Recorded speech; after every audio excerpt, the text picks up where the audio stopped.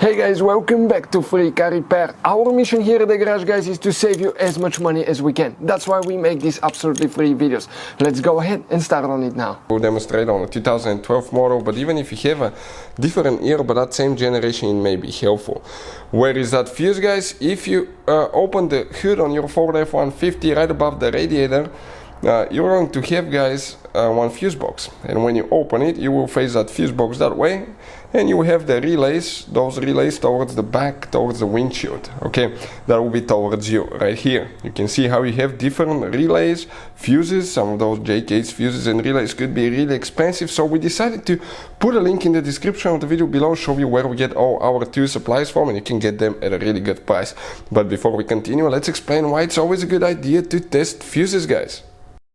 So let me explain why it's super important, guys, to test fuses. Fuses, not often you can see if they're burnt or they're good. Sometimes they may seem perfectly fine, you think it's a good fuse, you put it back in, and you end up spending money and time on parts and problems that do not exist, guys, when all you had to do, test your fuse, find out it's bad, replace it, fix your problem. So we will have a video how to test a fuse, okay, different kinds of fuses, and how to test relays, guys. We're going to put the link in the description of the video below, specifically to that video. Please check it out.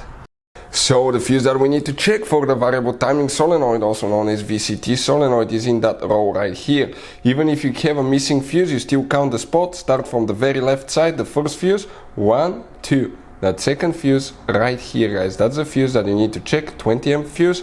That fuse is very important for the engine. It's for the mass airflow sensor, intake air temperature sensor, variable timing solenoids, and other stuff as well. It's known as a vehicle power fuse, but that's for the VCT solenoid, variable timing solenoid.